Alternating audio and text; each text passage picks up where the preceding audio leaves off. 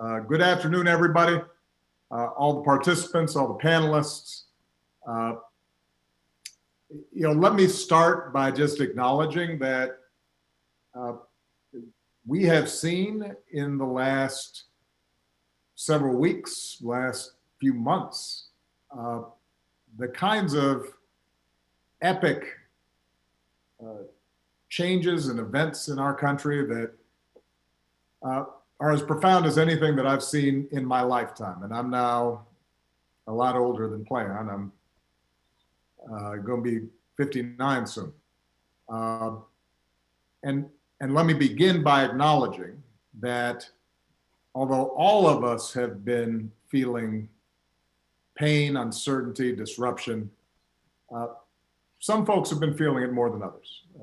Most of all, the pain that's been experienced by the families of George and Brianna and Ahmad and Tony and Sean and too many others to mention, those that we thought about during that moment of silence.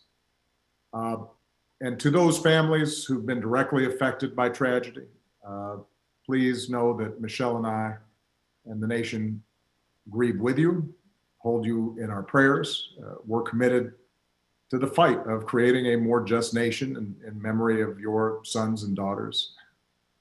And we can't forget that even as we're confronting the particular acts of violence that led to those losses, our nation and the world is still in the midst of a global pandemic that's exposed the vulnerabilities of our healthcare system, but also the disparate treatment and, as a consequence, the disparate impact that exists in our healthcare system, the unequal investment, the biases that have led to a disproportionate number of infections and loss of life in communities of color.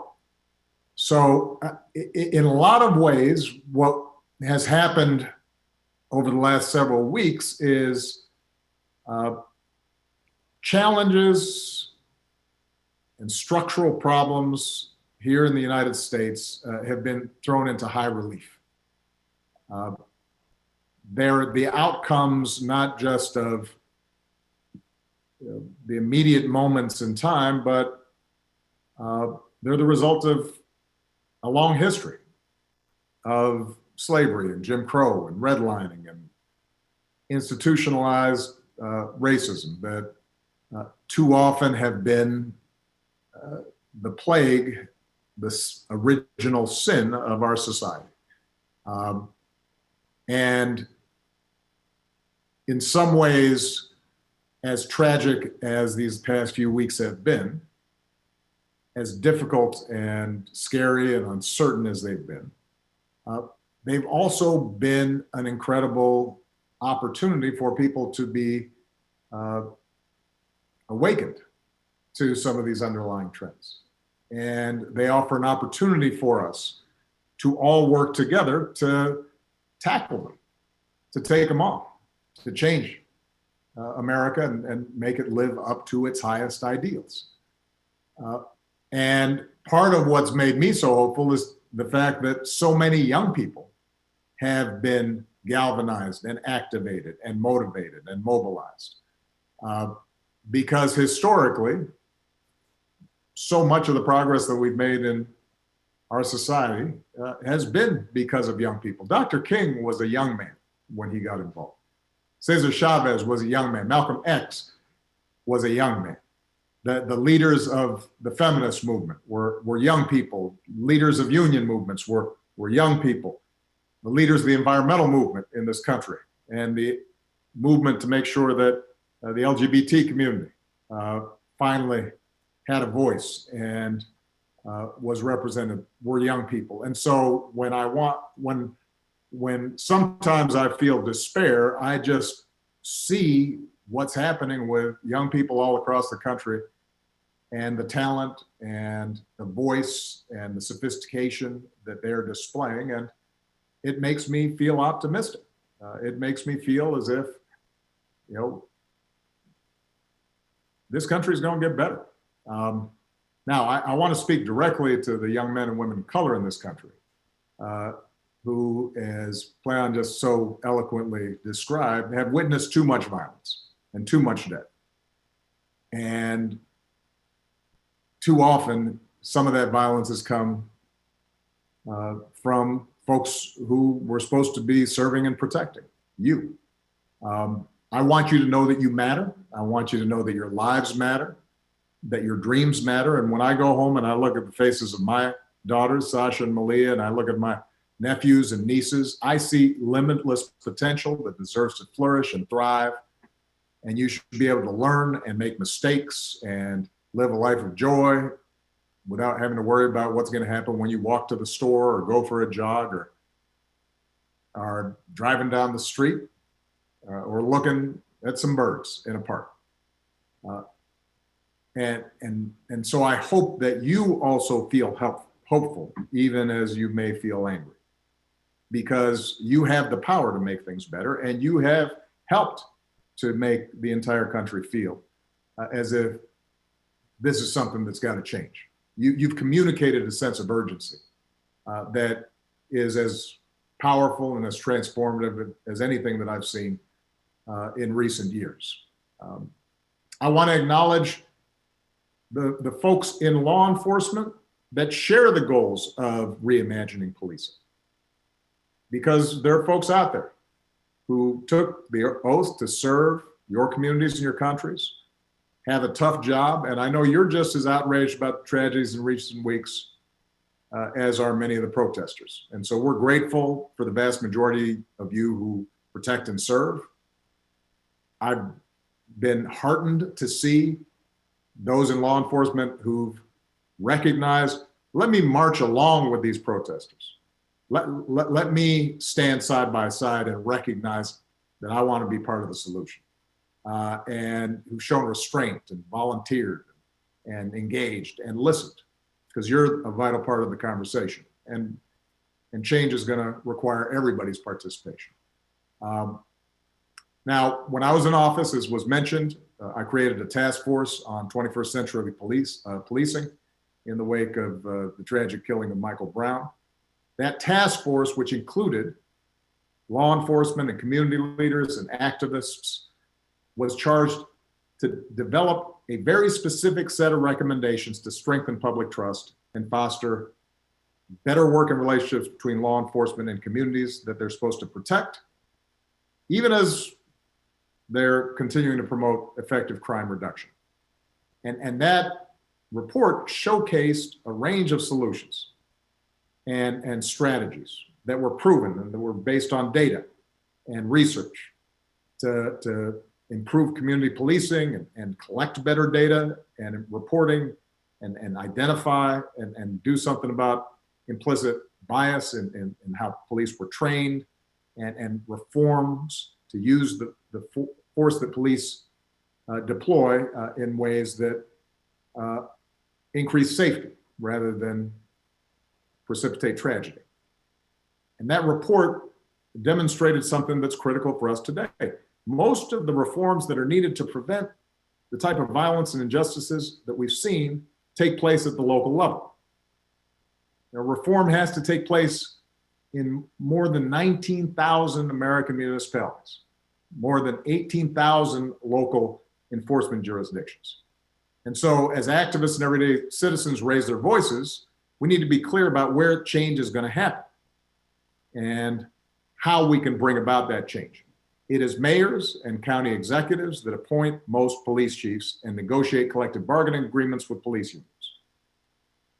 And that determines police practices in local communities. It's district attorneys and state's attorneys that decide typically whether or not to investigate and ultimately charge those involved in police misconduct. And those are all elected positions. And in some places, they're police community review boards with the power to monitor police conduct. Those oftentimes may be elected as well. The bottom line is, I've been hearing a little bit of chatter in the internet about voting versus protest, politics and participation versus civil disobedience and direct action. This is not a either or. This is a both and. To bring about real change, we both have to highlight a problem and make people in power uncomfortable, but we also have to translate that into practical solutions and laws that can be implemented and we can monitor and make sure we're following up on. So, very quickly, let me just close with a couple of specific things. What can we do? Number one, we know there are specific evidence-based reforms that, if we put in place today, would build trust, save lives, would not show an increase in crime.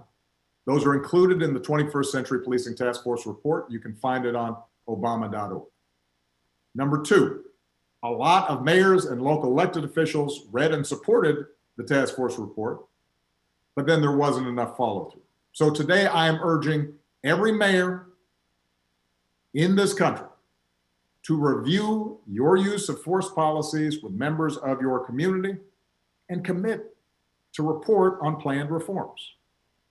What are the specific steps you can take? And I should add, by the way, that the original task force report was done several years ago. Since that time, we've actually collected data, in part because we implemented some of these reform ideas. So we now have more information and more data as to what works. And there are organizations like Campaign Zero and Color of Change and others that are out there highlighting what the data shows, what works, what doesn't in terms of reducing incidents of police misconduct and violence.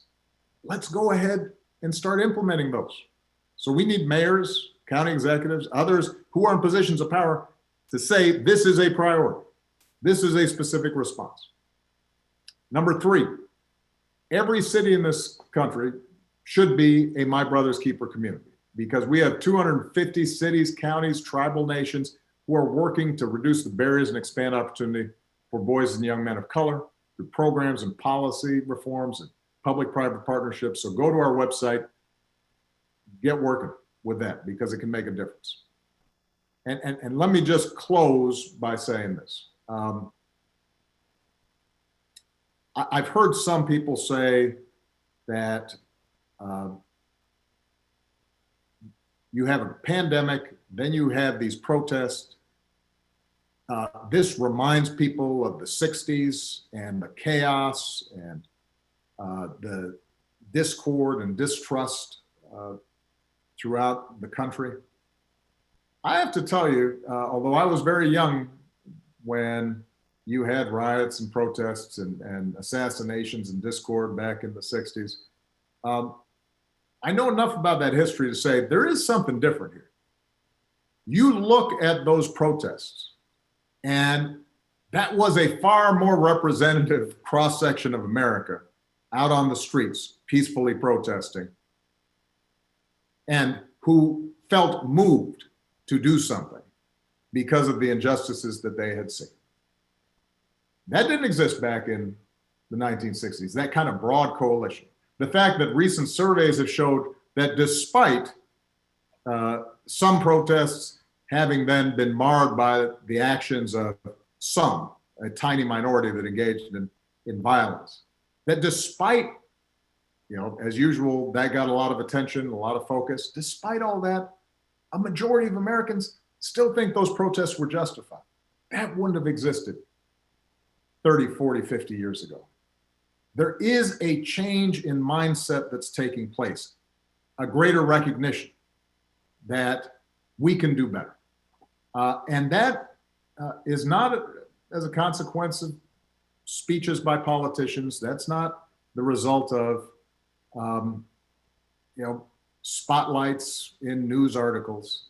That's a direct result of the activities and organizing and mobilization and engagement of so many young people across the country who put themselves out on the line to make a difference.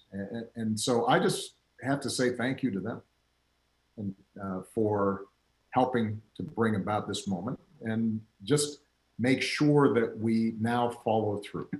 Because at some point, attention moves away. At some point, protests start to dwindle in size. And it's very important for us to take the momentum that has been created as a society, as a country, and say, let's use this to finally have an impact. All right. Thank you, everybody. Proud of you guys.